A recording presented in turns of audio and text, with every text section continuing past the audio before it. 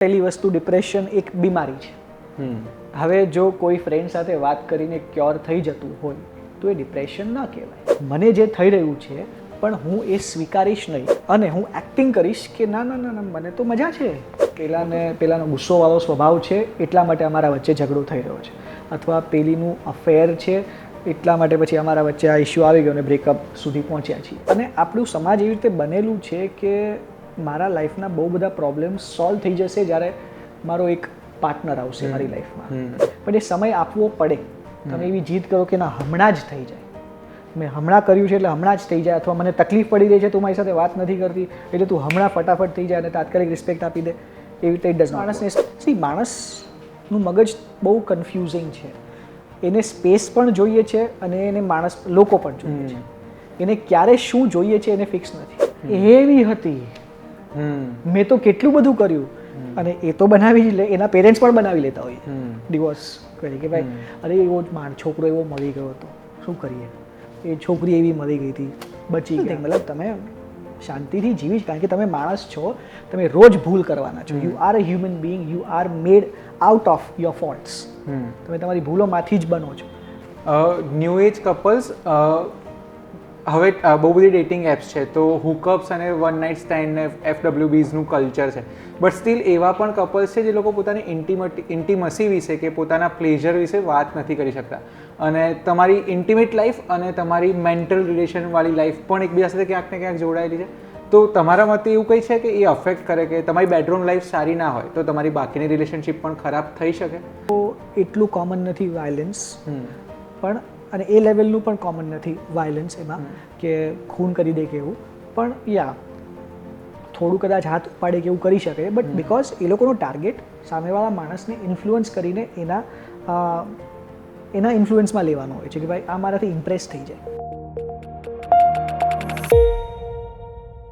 Welcome to VTV podcast latest episode. આજકાલ depression એક trending topic છે. રિલેશનશિપમાં થતા ઝઘડાઓ બહુ જ નોર્મલ થઈ ચૂક્યા છે, અને આ બધાની પાછળ ક્યાંક ને ક્યાંક ઇફેક્ટ કરતી હોય છે સાયકોલોજી. આજના પોડકાસ્ટમાં આપણા ગેસ્ટ છે જાણીતા સાયકેટ્રિસ્ટ ડૉક્ટર સાર્થક દવે, જેઓ છેલ્લા 10 વર્ષથી આ ક્ષેત્રે કામ કરી રહ્યા છે, અને સોશિયલ મીડિયા પર પણ તેઓ રિલેશનશિપને લઈને બહુ બધી રીલ્સ શેર કરતા હોય છે. આજના આ પોડકાસ્ટમાં આપણે એમની સાથે રિલેશનશિપથી લઈને ડિપ્રેશનથી લઈને નાર્સિસિઝમ એવા જુદા જુદા ટોપિક્સ પર વાત કરીશું. Welcome sir. Thank you so much. Thank you for having me. Thanks for giving time. Sir, સાયકોલોજીને લઈને બહુ બધા મિથક હોય છે, તો હું શરૂઆત ત્યાંથી કરું કે એવું બહુ કોમન વસ્તુ કહેવાય છે કે કોઈ સાયકોલોજિસ્ટ હોય તમારા મનની વાત જાણી લે, મતલબ જેમ જાદુ કરી શકીએ એમ. તો ઇઝ ઇટ રિયલી પોસિબલ કે કોઈના મગજમાં શું વિચારો ચાલી રહ્યા છે એ જાણી શકાય? ના, મતલબ આ field like other fields of medicine, બીજી બધી જે ફિલ્ડ છે એ પ્રમાણે તકલીફ દૂર કરવા માટે, પ્રોબ્લેમ સોલ્વ કરવા માટે બની છે. આ કોઈ મેજિક નથી, આ કોઈ એસ્ટ્રોલોજી નથી. આ એક એવું વિજ્ઞાન છે કે જેનાથી વિચારોની, મગજની બીમારી, પેથોલોજી મટાડી શકાય, દૂર કરી શકાય. અને કોઈના મગજમાં શું ચાલી રહ્યું છે એ ગેસ કરવાને કંઈ જ લાગતું વળગતું નથી. એટલે આનું કંઈ એની સાથે લેવા દેવા જ નથી. અચ્છા, એક એવું પણ મૂવીઝમાં જનરલી આપણે એવું જોયું છે કે એક મોટો રૂમ હોય, બુક્સ ને કેસેટ્સ ને એવું પડ્યું હોય, અને સાયકોલોજીસ્ટ જે હોય હંમેશા વાતો કરતા હોય છે, કાઉન્સેલિંગ સેશન જે બતાવતા હોય છે. તો ખરેખર વાતો જ કરતા હો કે તમે એ તમારી એક પ્રોસેસનો એક નાનકડો પાર્ટ છે? એટલે બેઝિકલી લાઈક આઈ સેડ કે હું સાયકાટ્રિસ્ટ છું. હવે મારી ફિલ્ડમાં એ છે કે મારે મગજની, મનની બીમારી, પેથોલોજીકલ થોટ પ્રોસેસ, વિચારસરણી કે જે એવી છે કે જે એ દર્દીને, એ માણસને નુકસાન કરી રહી છે, એ ચેન્જ કરવાની છે. એટલે સૌથી પહેલાં એને જે તકલીફ પડી રહી છે એનું મૂળ શું છે ત્યાં સુધી મારે પહોંચવાનું હોય. હવે ત્યાં પહોંચવા માટે મારે લેયર્સ ખોલવા પડે. સૌથી પહેલાં કોઈ દર્દી મને આવીને એમ કહે કે એને માથું દુખે છે, તો એ માથું દુખાવા માટે કદાચ નથી આવ્યું, પણ એ હજી એટલું કમ્ફર્ટેબલ નથી કે મને કહી શકે કે એના ઘરમાં એના સાસુ સાથે એને બહુ ઝઘડો થઈ રહ્યો છે, એના સાસુ એને બિલકુલ સારી રીતે ટ્રીટ નથી કરતા, પણ એ સ્ટાર્ટ કરશે માથું દુખવાથી. હવે હું એને કમ્ફર્ટ આપીશ, એ બોલવા દઈશ, તો પછી એ એકચ્યુઅલ પોઈન્ટ સુધી આવશે. ટ્રસ્ટ બિલ્ડ કરવા માટે વાતો કરવી એક પ્રોસેસનો પાર્ટ છે. યસ, કારણ કે બહુ પર્સનલ વસ્તુઓ કહેવાની હોય છે. દરેક માણસ પોતાની બહુ પર્સનલ વસ્તુ જ્યારે કહે છે ત્યારે એનો પ્રોબ્લેમ એકચ્યુઅલ સામે મૂકે છે, ટેબલ પર મૂકે છે. It is not as simple as મને તાવ આવે છે કે મને હૃદયમાં દુખે છે કે એવું. થોડું કોમ્પ્લેક્સ છે. એટલા માટે એ જે વાતો કરે, એ જે બોલે, એ જે બધું કે, એનાથી એમનો રેપો બને, એ કમ્ફર્ટેબલ થાય અને એ બધી વાત મને ખબર પડે ને એકચ્યુઅલ પિક્ચર શું છે ખબર પડે. અને આ કદાચ એટલા માટે પણ કારણ કે લોકો સાયકેટ્રિસ્ટને એ વાતો કરતા હોય છે જે પોતાના ક્લોઝ લોકોને પણ નથી કરી શકતા હોતા, પોતાને પણ નથી કરી શકતા હોતા. ઓકે, એવી બધી વાતો હોય કે જે મારે કઢાવડાવવી પડે. અને of course it's a part of the work એમના જ સારા માટે કે જે એ પોતાની સાથે પોતાને કહેવા માટે કમ્ફર્ટેબલ નથી. એટલે મતલબ કદાચ સ્વીકારી શકતા નથી. યસ, કે મારા માથાના દુખાવાનું કારણ આ છે, કે મને પેટમાં દુખે છે, કે મને ઊંઘ નથી આવતી, એનું કારણ એ છે કે કદાચ મને વારાઘડીએ હાથ ધોવાનું વિચાર આવ્યા કરે છે સૌથી વખતે. તો એ જે સિંકમાં નથી હોતું એ અનરેપ કરવું પડે છે. તો આ કેટલું ટફ ટાસ્ક છે કે કોઈ પણ અનનોન વ્યક્તિ, મતલબ તમારા પાસે જ્યારે કોઈ પેશન્ટ આવતા હશે તો એમના માટે તમે અનનોન છો, તમારા માટે એ અનનોન છે, પણ તમે પ્રોફેશનલ છો, પણ એમને કેટલો સમય લાગતો હશે પોતાની જાતને ઓપન અપ થવાનું? મતલબ જો કોઈ કેસ સ્ટડી સાથે તમે કહી શકો. બહુ એટલે બહુ અઘરું છે, બિકોઝ કોઈ પણ દર્દી જ્યારે આવે ને ત્યારે એ અમુક એજન્ડા લઈને આવે છે કે ભાઈ ફિક્સ મારે સારું ફીલ કરવું છે. હવે જે સારું ફીલ કરવું છે ને એ માટે ડેસ્પરેટ હોય છે, પણ એ જે કોઝ હોય છે, એનું કારણ હોય છે, શું કામ એને થઈ રહ્યું છે, એનાથી એ ઘણી બધી વખત અજાણ હોય છે. એ પોતે અજાણ હોય છે, એટલે જ્યારે મને કહેવાનું ચાલુ કરે ત્યારે એના માટે પણ અમુક એવી જાણકારી એને મળે છે કે અચ્છા મને આ થયું એના પછી આવું થઈ રહ્યું છે. નહીં, હા, અચ્છા મને રાતના વિચારો હાથ ધોવાના વારા ઘડીએ આવ્યા કરે છે, એટલા માટે મને ઊંઘ નથી આવતી, ત્યારથી મને ઊંઘ નથી આવતી. નહીં, એ આવ્યા છે તો ઓફકોર્સ મને ઊંઘ નથી આવતી એના માટે, અથવા મને હેડેક થઈ રહ્યું છે, માથું દુખે છે એના માટે. પણ પછી એ જ્યારે કહે છે ત્યારે પોતાને પણ સાથે સાથે કહે છે. અઘરું એટલા માટે છે કારણ કે આટલું કમ્ફર્ટથી કોઈ અજાણ્યા માણસને સીધી વાત કરવા માંડવી, એટલે કોઈ પણ માણસ માટે ડિફિકલ્ટ છે. કોઈની પર્સનલ વાત, કોઈની એટલી પર્સનલ વાત કે જે એના બેસ્ટ ફ્રેન્ડને નથી કીધી હજી સુધી. ઘણા બધા ટોપિક્સ એવા હોય છે કે જે આપણા સંસ્કૃતિ પ્રમાણે એના વિશે વાત કરવા લોકો તૈયાર નથી, છતાં ત્યાં વાત કરવાની, દેટ શોઝ કે આ એક ડિસ્કમ્ફર્ટ તો છે જ, પણ એ પછી વિશ્વાસ આવે ને. અમને લોકોને પહેલાં એ શીખવાડવામાં આવ્યું છે કે રેપો બનાવો, દર્દી સાથે રેપો બનાવો. રેપો બનાવો એટલે એ માણસ તમારી ઉપર વિશ્વાસ મૂકી શકે, એને ત્યાં સેફ એ જગ્યામાં, એ સ્પેસમાં કમ્ફર્ટેબલ ફીલ થઈ શકે. એ કમ્ફર્ટેબલ ફીલ થાય પછી એ બધું કહેશે, એનો પ્રોબ્લેમ કહેશે. તો અહીંયા એક મુદ્દો એ પણ છે કે અત્યારે છે ને એવો બહુ ટ્રેન્ડ પણ હોય છે કે આપણે પણ એકબીજાને કહેતા હોઈએ છીએ કે જેમ કે કોવિડમાં બહુ હતું કે તમને ડિપ્રેશન ફીલ થાય ને તો તમે કોઈની સાથે વાત કરો, તમારા બેસ્ટ ફ્રેન્ડ સાથે વાત કરો. તો કોઈની સાથે થોડીક વખત વાત કરીને એ પ્રોબ્લેમ શેર કરીને ક્યોર થવું બેટર છે કે પ્રોફેશનલ્સની હેલ્પ લેવી બેટર છે? એક પહેલી વસ્તુ, ડિપ્રેશન એક બીમારી છે. હવે જો કોઈ ફ્રેન્ડ સાથે વાત કરીને ક્યોર થઈ જતું હોય તો એ ડિપ્રેશન ના કહેવાય. મારો મૂડ ખરાબ છે, મેં એક ફ્રેન્ડ સાથે વાત કરી, મારો મૂડ સારો થઈ ગયો. મૂડ ખરાબ થવાના છે, દરેક માણસના થવાના છે, આપણે માણસ છીએ. પણ જો બીમારી છે, જેમ હર્નિયા છે, જેમ ટાઇફોઇડ છે, જેમ ડાયાબિટીસ છે, એમ ડિપ્રેશન બીમારી છે. એ વાત કરવાથી ન મટે. કોઈને હું કહી દઉં કે ભાઈ મને આવું થાય છે, ફ્રેન્ડ સાથે વાત કરી લીધી, ચા પી લીધી, પિક્ચર જોઈ લીધું, એ ન મટે. જો મટી જાય, જો સારું લાગવા માંડે તો એ બીમારી નથી. એટલે કરો, અને દરેક માણસ કરે. તમારી જગ્યાએ હું હોઉં તો હું પણ કરું, કારણ કે ઇનિશિયલી મને ખબર જ ન હોય કે આ બીમારી સુધી પહોંચી ગયું છે. મને એવું લાગે મારો મૂડ ખરાબ છે, એટલે પોસિબલ દરેક વસ્તુ હું ટ્રાય કરી લઉં. હું છાપું વાંચી લઉં, હું યોગા કરી લઉં, મ્યુઝિક સાંભળી લઉં, હું IPL જોઉં, બધું કરું, પણ મજા નથી આવતી, નથી સોલ્વ થઈ રહ્યું, લાગે નથી થઈ રહ્યું, ત્યારે એ સ્વીકારવાનું.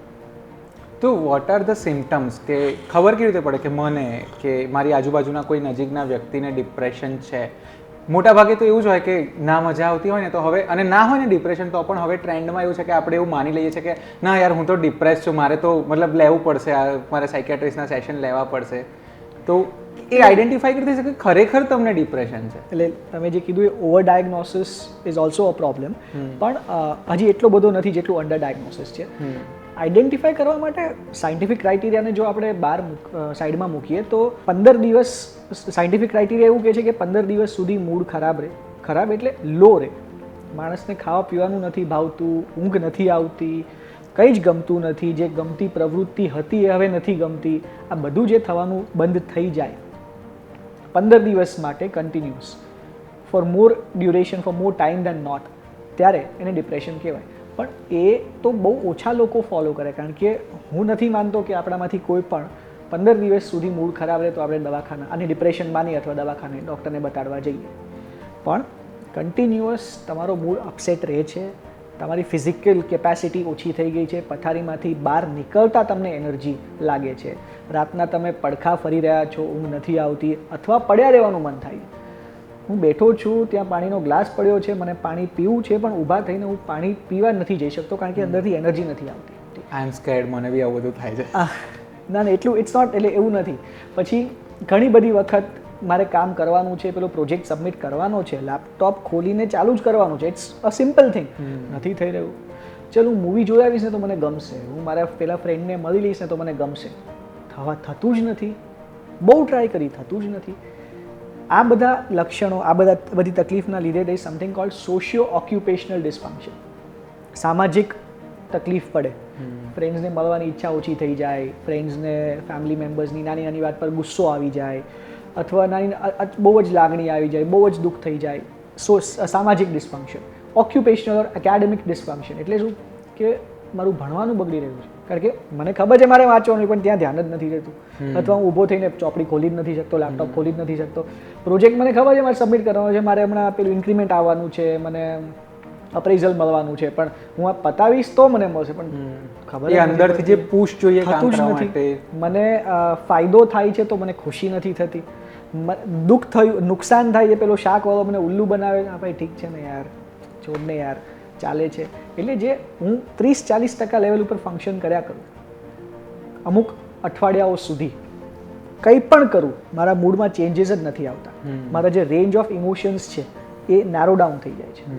ખુશી નથી થઈ રહી, પેલું શાક શું બનાવ્યું છે, ઠીક છે ને, હા ઠીક, ખાઈ લઈશું, નથી ખાવું, ચા પીને જીવન ચાલે, ડિપ્રેશનના લક્ષણો છે. અચ્છા, ઇઝ ઇટ નેસેસરી કે જ્યારે માણસ ડિપ્રેશનમાં છે તો એને એ દુઃખી હોય કે એકલતા જ આવું કંઈ જ ફીલ કરતો હોય, જે સિમ્પટમ્સ તમે કયા, કે હસતો રમતો માણસ પણ ડિપ્રેશનમાં હોઈ શકે? હોય જ. I mean C, it is very important. મેં ઘણી બધી વખત કીધું છે કે આપણે આપણા ઇમોશન્સને ઓળખીએ, આપણે આપણા ઇમોશન્સને રેકગ્નાઇઝ કરીએ.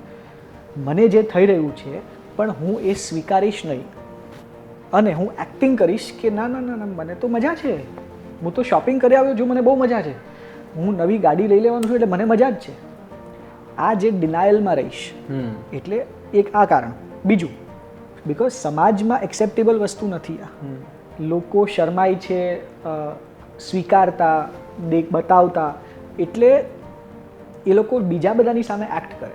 હાઈ ફંક્શનિંગ ડિપ્રેશન કરીને એક વસ્તુ છે કે વધારે ઓફિસમાં સ્પેન્ડ કરે છે ટાઈમ, કારણ કે ઘરે એકલાપણું લાગે છે. પેલામાં કામમાં હું ઓક્યુપાઈડ રહું છું, મારું મગજ એમાં ઓક્યુપાઈડ રહે છે, કારણ કે હું મારા વિચારો સાથે નથી રહી શકતો, મારા વિચારો મારા માટે બહુ હાવી છે, એટલે લોકો એક્ટ આરામથી કરી. ઓકે, હવે આને થોડું આપણે રિલેશનશિપ તરફ પણ લઈ જઈએ, કારણ કે તમે બહુ જ બધા કોન્ટેન્ટ રિલેશનશિપ પર બનાવો છો. તો એ રીતે મારે આને શરૂ કરવું છે કે કોઈ પણ મેરિડ કપલ છે અથવા તો કોઈ પણ કમિટેડ કપલ છે, તો કોમન ઇશ્યુઝ અથવા તો તમારી પાસે કોઈ એવા પેશન્ટ્સ આવતા હશે જે કોઈ કોમન ઇશ્યુઝ લઈને આવતા, જે બહુ જ સામાન્ય હોય, પણ આપણે એને આઈડેન્ટિફાય ના કરી શકતા હોય કે અમારા બંને વચ્ચે આ ઇશ્યુ છે. એવો ઇશ્યુઝ કેવા પ્રકારના હોય છે? એટલે તમે જેમ કીધું, સો ઇશ્યુઝ બે જાતના હોય, એક માઇનર ઇશ્યુઝ, કોમન સામાન્ય ઇશ્યુઝ, અને એક મેજર ઇશ્યુ. જોયું એવું છે કે જે સિંગલ મેજર ઇશ્યુ હોય ને, એને સોલ્વ કરવો બધા માટે ઇઝી છે, કે ભાઈ પેલાનો ગુસ્સોવાળો સ્વભાવ છે એટલા માટે અમારા વચ્ચે ઝઘડો થઈ રહ્યો છે, અથવા પેલીનું અફેર છે એટલા માટે પછી અમારા વચ્ચે આ ઇશ્યુ આવી ગયો અને બ્રેકઅપ સુધી પહોંચ્યા છીએ. પણ જે માઇનર ઇશ્યુઝ હોય છે, કે અમુક જાતની એક્સપેક્ટેશન મને મારા હસબન્ડ પાસેથી છે, જે મેં નાનપણથી વિચારેલું હતું કે મારો હસબન્ડ આવો હશે અથવા આવું બધું હોવું જોઈએ, એ ન હોય, અને એ જે માણસ છે એ સ્વીકારવામાં મને તકલીફ પડે છે કે ના યાર, મારો હસબન્ડ તો વિચારતો કે એકદમ મસ્ત નાહી ધોઈ ટુવાલ એકદમ એની જગ્યાએ મૂકી દે, ટાઈમ પર આવી જાય, સાંજે પછી અમે લોકો ડિનર ડ્રાઈવ માટે જઈએ, આ બધું તો નથી થઈ રહ્યું. અથવા મારા સાસુ મને દીકરીની જેમ રાખે અથવા ન રાખે, કંઈ પણ એ જે માઇનર ઇશ્યુઝ છે કે જે હું નવી રિયાલિટી સાથે એડજસ્ટ કરવામાં મને વાર લાગે છે, જે સોલ્વ કરવા અઘરા પડી જાય છે. કોઈ માઇનર, પણ એ જે વ્યક્તિ એમાંથી પસાર થઈ રહ્યો એના માટે એ બહુ ઓવરવેલ્મિંગ. પણ આ તો અપબ્રિંગિંગ પર જ આવી ગયું ને આખું, કારણ કે આપણે કદાચ મૂવીઝ જોઈને, ફિલ્મો જોઈને કે નવલકથાઓ વાંચીને જ આ ઇમેજિનેશન કે અપેક્ષાઓ બિલ્ડ કરી છે કે મારું પાર્ટનર આવું હશે. અપબ્રિંગિંગ કરતાં અનુભવ ઉપર એક એક્સપેક્ટેશન્સ હોય જ દરેક માણસને કે મને, અને આપણું સમાજ એવી રીતે બનેલું છે કે મારા લાઈફના બહુ બધા પ્રોબ્લેમ્સ સોલ્વ થઈ જશે જ્યારે મારો એક પાર્ટનર આવશે મારી લાઈફમાં.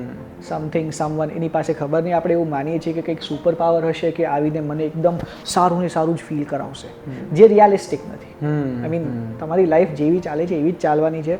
તમારે ટેક્સ ભરવા જવાનું છે, ટ્રાફિકમાં લાઈનમાં ઊભા રહેવાનું છે, તડકો તમને નડવાનો છે, બધું થવાનું. ફિલ્મોમાં બતાવે એમ ખાલી ઝાડની આજુબાજુ ગીતો નથી ગાવાના. Yes, does not happen. અને બેકગ્રાઉન્ડ મ્યુઝિક નથી વાગતા, માથામાં સ્લો મોશનમાં વાળ નથી ઉડતા. હું કામ કરીને આવી ગયો હોઉં અને મને વહેલો કોઈ ઉઠાડી દે તો મારું માથું દુખે છે, અને એ દુખે છે એ જે મારી વાઈફ છે એને નથી ખબર, મારા ઘરમાં મેમ્બર્સને ખબર છે.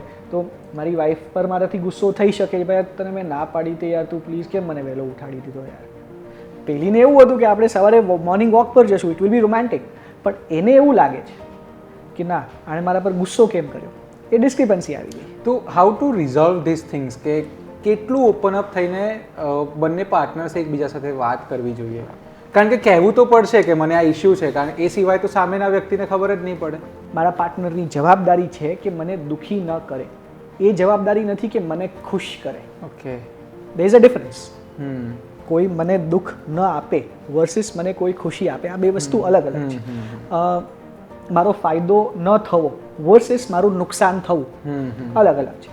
એટલે હું જો એવું માન્યા કરું કે હું નાનપણથી એવું માનીને મોટો થયો છું કે મારે મારી વાઈફ સાથે સવારે 6 વાગે મોર્નિંગ વોકમાં જવું જ છે, અને મારી વાઈફ ઇમરજન્સી ફિઝિશિયન છે જેની લેટ નાઇટ ડ્યુટી હોય છે, હવે એને 5 વાગે બિચારી સવારે આવી છે ને એને શું હોય છે, અને હું એમ કહું ના યાર આવું ન ચાલે, કારણ કે મને આ ગમે છે એટલે તારે મારા માટે આ કરવું જોઈએ ન કરવું જોઈએ અલગ વસ્તુ છે. પણ આવું આપણું એવું એક્સપેક્ટેશન કે જે એને તકલીફ આપે છે છતાં ભાઈ મને ગમે છે એટલે તારે આ કરવાનું, એ આપણે થોડું ફ્લેક્સિબલ એમાં થવાનું. So it's all about understanding. Absolutely. અને અન્ડરસ્ટેન્ડિંગ ત્યારે જ આવે જ્યારે કમ્યુનિકેશન ક્લિયર હોય. એક્ઝેક્ટલી. અચ્છા, હવે આનો જ એક પાર્ટ એવો છે કે રિલેશનશિપમાં લોકો ભૂલ મોટાભાગે શું કરતા હોય છે? જેમ કે જેમ હમણાં તમે જ વાત કરી એ પ્રમાણે કે હું એવું ધારી લઉં છું કે મારી વાઈફ મારી સાથે સવારે મોર્નિંગ વોક પર આવશે, અથવા તો અમે એક કેન્ડલ લાઇટ ડિનર પર જઈશું, પણ કોઈ કારણસર એ પોસિબલ નથી બનતું, અને એના કારણે એક ઝીણો ઝઘડો થાય છે જે પછી અઠવાડિયા પછી મોટું સ્વરૂપ લે છે. તો એવી કઈ નાની નાની ભૂલો છે જે અવોઇડ કરી શકાય છે?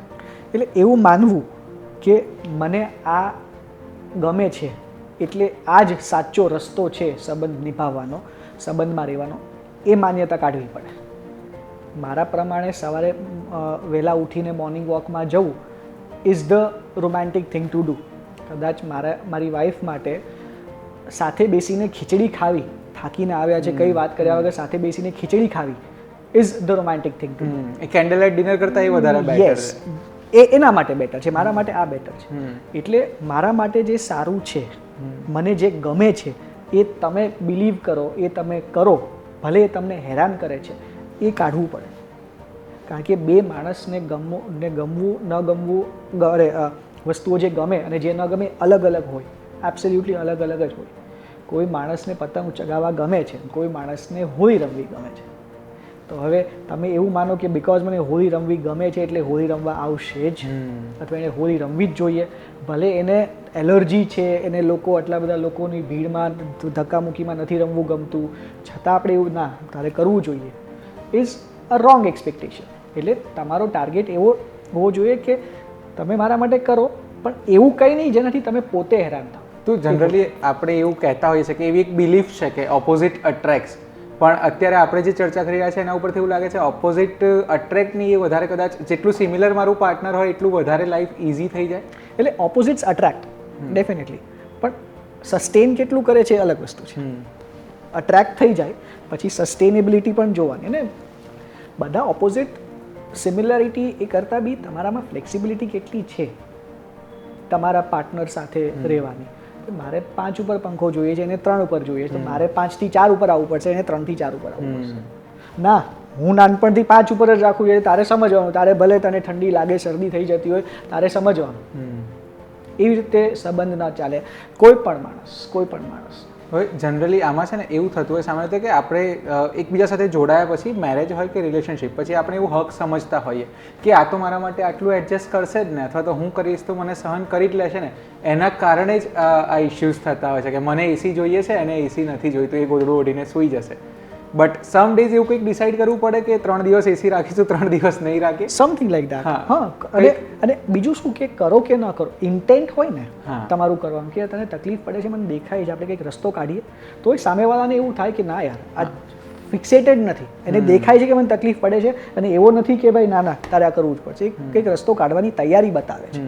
એટલે માણસને એ વસ્તુ અટ્રેક્ટ સારી વસ્તુ ગણાય મારા પ્રમાણે. હવે આનાથી એક આગળનું સ્ટેજ આવે છે કે એક સ્ટેજ પર તો ઝઘડા થઈ રહ્યા છે, મિસ્ટેક્સ થઈ રહી છે અને ઇરિટેશન પણ થઈ રહ્યું છે, તો ત્યાંથી સંબંધને બચાવી કઈ રીતે શકાય, પાછા કઈ રીતે આવી શકાય? કદાચ એકબીજા પ્રત્યેની રિસ્પેક્ટ પણ એક સ્ટેજ પછી ઓછી થવા માંડી છે, તો એને સર્વાઈવ કઈ રીતે કરી શકાય? અથવા તો હું એવું ઈચ્છું કે મને ખબર સમજાઈ ગયું છે કે મારાથી કંઈક ભૂલ થઈ ગઈ છે ને મારા પાર્ટનરને હર્ટ થયું છે, તો હું એની આંખોમાં મારા પ્રત્યે જે પહેલાં જે રિસ્પેક્ટ હતી એ પાછી કઈ રીતે લાવી શકું?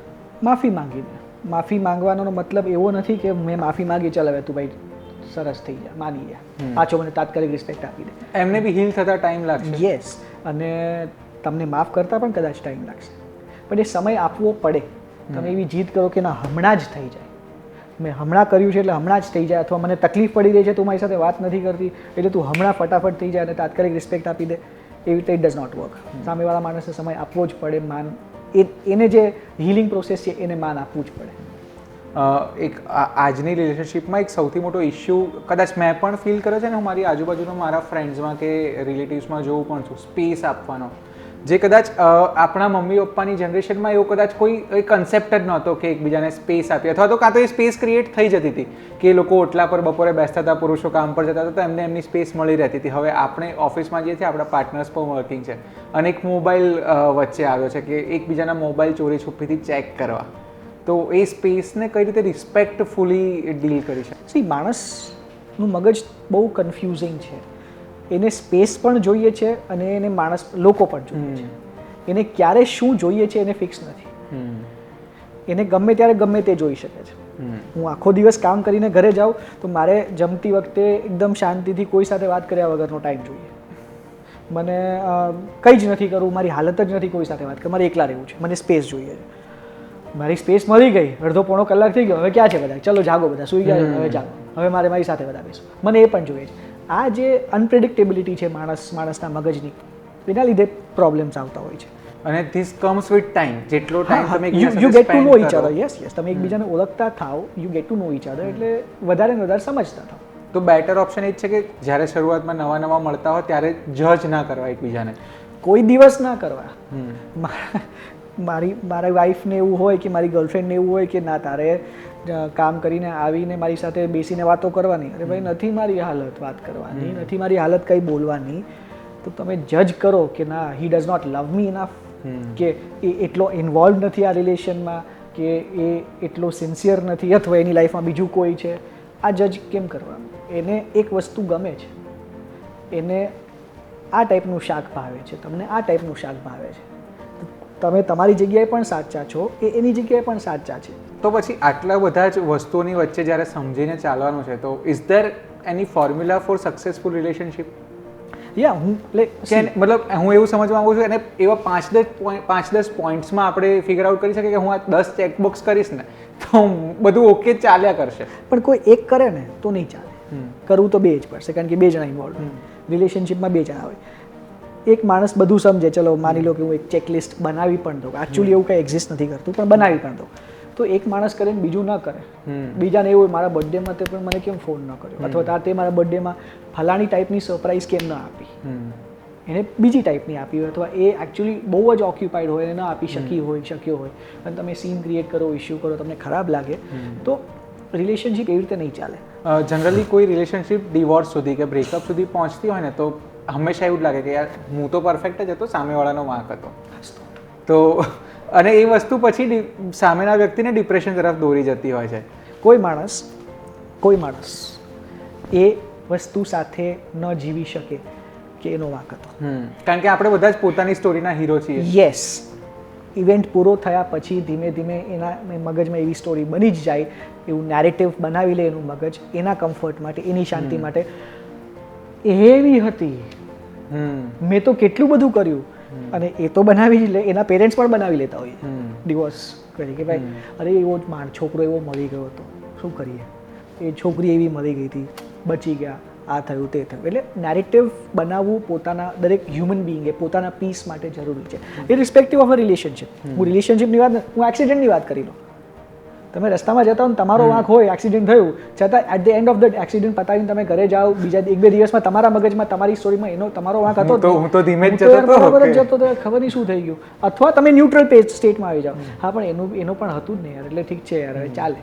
તો આ સારી વસ્તુ છે કે ખરાબ વસ્તુ છે? સર્વાઇવલ ઇન્સ્ટિંક્ટ છે માણસની, હ્યુમન બિંગની. આ સારું ખરાબ અગેન પર્સપેક્ટિવની વાત છે જ નહીં, એટલે સર્વાઇવલ ઇન્સ્ટિંક્ટ છે. આ સારી હોય કે ન હોય, આ રહેવાની જ છે. ઓકે, અવોઇડ નથી કરી શકતા એને. અને ઇટ્સ હેલ્પફુલ થિંગ, મતલબ તમે શાંતિથી જીવી જ, કારણ કે તમે માણસ છો, તમે રોજ ભૂલ કરવાના છો. You are a human being, you are made out of your faults. તમે તમારી ભૂલોમાંથી જ બનો છો. ન્યૂ એજ કપલ્સ હવે બહુ બધી ડેટિંગ એપ્સ છે, તો હુકઅપ્સ અને વન નાઇટ સ્ટેન્ડ ને FWBsનું કલ્ચર છે, બટ સ્ટીલ એવા પણ કપલ્સ છે જે લોકો પોતાની ઇન્ટિમસી વિશે કે પોતાના પ્લેઝર વિશે વાત નથી કરી શકતા, અને તમારી ઇન્ટિમેટ લાઈફ અને તમારી મેન્ટલ રિલેશનવાળી લાઈફ પણ એકબીજા સાથે ક્યાંક ને ક્યાંક જોડાયેલી છે. તો તમારા મતે એવું કંઈ છે કે એ અફેક્ટ કરે કે તમારી બેડરૂમ લાઈફ સારી ના હોય તો તમારી બાકીની રિલેશનશિપ પણ ખરાબ થઈ શકે? એટલે બધું જ ઇન્ટરકનેક્ટેડ છે. સેક્સ લાઈફ, બેડરૂમ લાઈફ તમારી જો સારી નથી, હવે એ વસ્તુ તમારા માટે જો ઇમ્પોર્ટન્ટ હોય તો તમને ફ્રસ્ટ્રેશન, ગુસ્સો આવવાનો છે. અગેન, સામેવાળો માણસ, તમારો પાર્ટનર ઇન્ટેન્ટ બતાવે એ સોલ્વ કરવા માટે, તો ઘણો ખરો તમારો પ્રોબ્લેમ સોલ્વ થઈ જાય. પણ એ પણ સામે તલવાર કાઢે, એવું કંઈ જ નહીં, તો પ્રોબ્લેમ વધી શકે છે. બટ હું એ રીતે પૂછી રહ્યો છું કે ચલો ફિલિંગ્સ પણ છે અને નોર્મલ સેક્સ લાઈફ પણ છે, બટ દરેક વ્યક્તિનું અલગ અલગ હોય કે મને આ રીતે હું જલ્દી પ્લેઝર છે, બીજા વ્યક્તિને હોય કે મને આ રીતે જલ્દી પ્લેઝર છે, પણ એ સામેના વ્યક્તિને કહી નથી શકતા. બોલવું પડે, પછી ન કહી શકો, સાઇન્સ આપો, એ પણ નથી કરી શકતા તો ભોગવું. કોઈ જોઈન્ટ ફેમિલીમાં રહેતું હોય ને તો હંમેશા છોકરીને એવું લાગતું હોય કે આના મમ્મી છે ને એ હંમેશા એના મમ્મીનો પક્ષ છે, માવડિયો છે, અને એના મમ્મીને એવું લાગતું હોય કે એઝ અ બૈરીનો થઈ ગયો છે. Sorry to use this words, but આ આપણા સમાજમાં બોલાય છે. તો આવા કોઈ કેસ સ્ટડીઝ છે કે જેમાં બેઝિકલી પોઈન્ટ એ છે કે એકબીજા સાથે વાત શેર ન કરવાને લીધે રિલેશનશિપ તૂટી ગઈ હોય? એટલે ઓફકોર્સ, મતલબ મેં કીધું એમ, અને આ બહુ કોમન છે, આવા કેસીસ રોજના છે, અને આપણે જે સાંભળી રહ્યા છીએ સમાજમાં એ બધા જ, મારી પાસે કંઈ નવું નથી આવતું કે એવું નથી આવતું. હોય એ કે પ્રોબ્લેમ એકચ્યુઅલ બીજો હોય છે અને પ્રોબ્લેમ એકચ્યુઅલ કહેવામાં બીજો આવે છે. કે પ્રોબ્લેમ એકચ્યુઅલ મે બી એવો હોય છે કે બહુ કોમન જે મેં જોયું છે, આપણું સોસાયટી હજી પ્રિપેર્ડ નથી છતાં કેમ એવું કરે કે ના વી આર ઓકે, અમને કોઈ વાંધો જ નથી, છોકરી લગ્ન પછી કામ કરે, ઓફકોર્સ કરવાનું જ હોય ને. તો આ પોતાના શબ્દો પર પાછા ન હટવું એ પણ મેન્ટલ ઇલનેસ છે? ના, આઈ મીન ઘણી બીમારીમાં એવું થાય છે, પણ એક્સક્લુઝિવલી આ એક એવું લક્ષણ નથી કે જે કે ના આ તો મેન્ટલ ઇલનેસનું જ પાર્ટ છે. સ્વભાવ પણ હોય ને માણસનો, અને કોઈને ખોટા પડવું ગમતું નથી, કોઈને પોલિટિકલી રોંગ સ્ટેટમેન્ટ્સ આપવા ગમતા નથી. રેસ્ટોરન્ટમાં આપણે જઈએ અને મેન્યુ જોઈએ, શાક મોંઘા છે યાર, તો એવું લાગે કે યાર જતા રહેવું છે, તો આપણે જતી વખતે વેઇટરને કે મેનેજર પૂછવા આવશે કે શું થયું છે, આપણે એવું નથી કહેવાના કે ના અમને મોંઘું લાગ્યું, આપણે એવું કહેવાના છીએ કે મારે થોડું કામ છે, મને જે ખાવું છે નથી, આપણે એવું કહેવાના છે. એટલે we have difficulty owning up our faults, જે આપણને ખબર છે એ પણ. બહુ જ બધી રિલેશનશિપમાંથી પછી લોકો મેરેજ કાઉન્સિલર્સ પાસે કે રિલેશનશિપ સાયકોલોજિસ્ટ પાસે પણ જતા હોય છે. બીજી તરફ આપણે એવું કહીએ છીએ કે હસબન્ડ વાઈફ એકબીજાના બેસ્ટ ફ્રેન્ડ હોવા જોઈએ. જો બેસ્ટ ફ્રેન્ડ છે જ તો પછી એક ત્રીજા પ્રોફેશનલની જરૂર કેમ પડે છે? ક્યાં છે એટલે ઝઘડો કરે? અરે યાર, I mean it's a very complex and simple thing at the same time કે તમે બીજા માણસનું ખાલી ઓપિનિયનનું માન જાળવો ને, તો બેસ્ટ ફ્રેન્ડ બોલો ન બોલો, રૂમ પાર્ટનર બોલો, પ્રેમી બોલો કે એક અક્વેન્ટન્સ બોલો કે ભાઈ ઠીક છે આનું ઓળખું છું, તો પણ સરસ રીતે તમે રહી શકો શાંતિથી. You don't have to be madly in love with your roommate. તમે હોસ્ટેલમાં રહેતા હો, તમે બહારગામ પીજીમાં રહો છો, ફ્લેટમેટ છે, રૂમમેટ છે, એની સાથે તમે કોર્ડિયલ રિલેશન, એને દરવાજાનો બહુ જોરથી અવાજ નથી ગમતો, એને ચા એની માટે બનાવી લીધી, થોડુંક હ્યુમનલી પોલાઇટ બન્યા કે ચા બનાવી રહ્યા છે તો એના માટે બનાવી લીધી, બેઝિક વસ્તુઓ તમે કરો અને સામેવાળો પણ કરે તો રિલેશન આરામથી ચાલે. પણ ના, મને ગમે છે એટલે તું સવારે 6 વાગે જાગ, ભલે તું 4 વાગે સૂતો પણ તારે જાગવું જોઈએ, કારણ કે મારે સેલ્ફી લેવી છે, મારે મારા પેલા ફ્રેન્ડ્સને બતાવવું છે, મારા પ્રમાણે આ ન થવાથી સંબંધ ઇનકમ્પ્લીટ છે, એટસેટ્રા એટસેટ્રા. તમે એવું પ્રેશર આપશો તો સંબંધમાં કોમ્પ્લિકેશન આવવાના જ છે. તો આવા જ કોઈ પ્રેશર આપતા અનનોઈંગલી ઘણી વખત આપણે કે કોઈ પણ માણસ XYZ વ્યક્તિ રિલેશનશિપમાં પોતાના પાર્ટનર પર હાવી થઈ જતો હોય છે અને એને એ નથી ખબર કે હું સામેવાળા વ્યક્તિને ડોમિનેટ કરી રહ્યો છું. એને એવું લાગે છે કે ના, હું કરું છું તો બેસ્ટ જ છે, હું તો એફર્ટ નાખી રહ્યો છું એને ખુશ કરવાના. તો આ પણ કોઈ પ્રકારનું મેન્ટલ ડિસીઝ છે અને ઘણી વખત it leads to domestic violence two.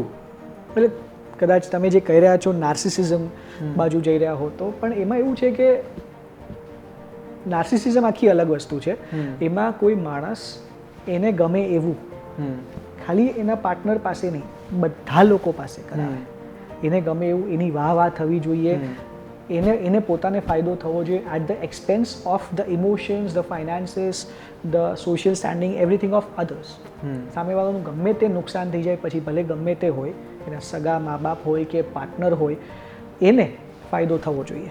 એ નાર્સિસિઝમ અથવા ટોક્સિક પર્સનાલિટીનો પાર્ટ છે. પણ અને તમે કોઈ કેસ સ્ટડીથી ડિટેલમાં સમજાવી શકો? કારણ કે નાર્સિસિઝમ વિશે બહુ જ ઓછી વાતો થતી હોય છે. રાધર હવે તો ઘણી વાતો થઈ રહી છે, ઓવર ડાયગ્નોઝ પણ બહુ છે. મેં પહેલાં કીધું એમ કે જે માણસને રિલેશનશિપ નથી ચાલતું અથવા દુઃખી છે, અપસેટ છે, ટોક્સિક રિલેશનશિપ ફીલ થાય છે, એમાં એ માણસ ગણી લે છે કે મારો પાર્ટનર નાર્સિસિસ્ટ છે અથવા હતો. It's not that common.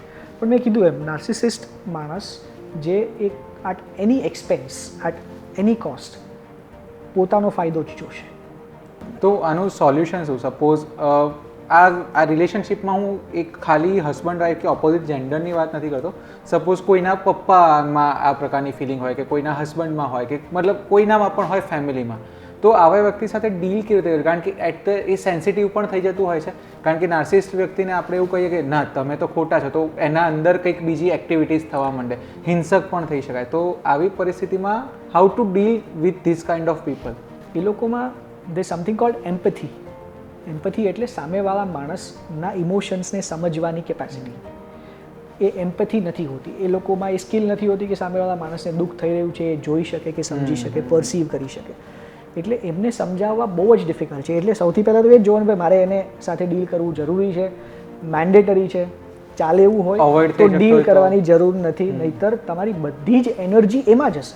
પણ આવા વ્યક્તિને પોતાને ખબર હોય છે કે હું આવું કરી રહ્યો છું જે સામેવાળા વ્યક્તિને પરેશાન કરી રહ્યું છે? સિવિયારિટી ઉપર ડિપેન્ડ કરે છે કે NPD, નાર્સિસિસ્ટિક પર્સનાલિટી ડિસઓર્ડર, એ માણસમાં કયા હદનો છે.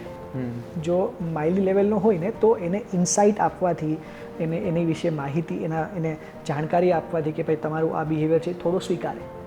જે પ્રોપર મોડરેટ સિવિયર લેવલના NPD હોય છે એ લોકો તો હું જ બધું અને જ આવડે છે, હું જ સર્વસ્વ છું. આવી રીતે માનસિક બીમાર લોકો જે હોય છે, સૌથી પહેલાં તમને સ્વીકારવામાં તકલીફ પડતી હોય છે કે મને કોઈ આવી બીમારી છે, અને એ પ્રોપર ટાઈમે ટ્રીટમેન્ટ ના મળવાને કારણે લોકો હિંસક બની જતા હોય છે. તો મોસ્ટલી કેસમાં લોકો વાયોલન્ટ થઈ જતા હોય છે કે એ પણ સિવિયારિટી પર ડિપેન્ડ કરે? નાર્સિસિઝમની વાત કરો? હા, નાર્સિસિઝમમાં પણ નાર્સિસિસ્ટિક લોકો એટલું કોમન નથી વાયોલન્સ, પણ અને એ લેવલનું પણ કોમન નથી વાયોલન્સ એમાં કે ખૂન કરી દે કે એવું. પણ યા થોડું કદાચ હાથ ઉપાડે કે એવું કરી શકે, બટ બિકોઝ એ લોકોનો ટાર્ગેટ સામેવાળા માણસને ઇન્ફ્લુઅન્સ કરીને એના ઇન્ફ્લુઅન્સમાં લેવાનો હોય છે કે ભાઈ આ મારાથી ઇમ્પ્રેસ થઈ જાય. એટલે they can do anything and everything to impress them. એ લોકો અચાનકથી લાખો રૂપિયા વાપરી દે, મારે આખો હોલનું બધું મારે, બિકોઝ કોઈનું ધ્યાન મારા ઉપર નથી તો હું બધાને ફ્રીમાં બધી ડિનર મારા તરફથી, આખું ડિનર મારા તરફથી, સો દેટ મારા તરફ ધ્યાન જાય. They should be thankful to me, they should feel obligated towards me. એ લોકોનો ટાર્ગેટ એ હોય છે, ના કે સામેવાળા માણસનું ને મારવું કે એવું કંઈ કરવું. પણ તો પછી આવા વ્યક્તિને રિયલાઇઝ કઈ રીતે કરાવી શકાય કે તમને ટ્રીટમેન્ટની જરૂર છે? ઓલમોસ્ટ ઇમ્પોસિબલ છે. મેં કીધું એમ માઇલ્ડ સિમ્ટમ્સ હોય ને તો થોડું ઘણું છે, થોડું ઘણું કરી શકો, તમે ટ્રાય કરી શકો. પણ મોડરેટ સિવિયર એનપીડી હોય એમાં ઇટ ઇઝ, એ માણસ બેસવા જ તૈયાર નહીં તમારી સાથે, બિકોઝ તમે કીડી મકોડા છો એના માટે. એને જ બધું આવડે, તમે એને શું કહેશો, તમે એને શું સલાહ, તમે કોણ છો સલાહ આપવા? તમે એને કહો કે ચા બનાવતી વખતે દૂધ પછી નાખજે, એવું પોસિબલ જ નથી. હું જેમ કરું છું એ જ બેસ્ટ ચા છે. હું જે ચા, તમે ચાનું પણ જો ન કહી શકતા હો તો આ તો બહુ મોટી વસ્તુ છે. ડિનાયલ સ્ટેજમાં જ છે હંમેશા. એક બહુ ટ્રેન્ડિંગ વસ્તુ સોશિયલ મીડિયા પર અને ન્યૂ જનરેશનમાં સોલો ટ્રીપ્સ પણ છે. હું સોલો ટ્રીપ એટલા માટે કરી રહ્યો છું કે હંમેશા એ રીતે ટ્રીટ કરવામાં આવે છે કે હું કશાકથી બોર થઈ રહી છું ને તો હું 2-4 દિવસની સોલો ટ્રીપ પર કરીશ. આ સોલો ટ્રીપને હું કનેક્ટ કરું છું કે એકલતા અને એકલા રહેવામાં, આ બંનેમાં ડિફરન્સ શું છે? આજે જ મારા એક ફ્રેન્ડનો ફોન હતો કે ચાલ આપણે 2 સોલો ટ્રીપ પર જઈએ. તો ભાઈ એને સોલો ટ્રીપ ના કહેવાય. તો સોલો ટ્રીપ, મેં કીધું એમ, માણસને 2 વસ્તુ જોઈએ છે.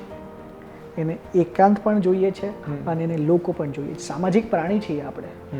એટલે એને આ જે સિચ્યુએશનમાં એ જ્યાં છે, જે એને એવું લાગી રહ્યું છે, જ્યાં એને તકલીફ ફીલ થઈ રહી છે, ત્યાંથી એને નીકળવું છે.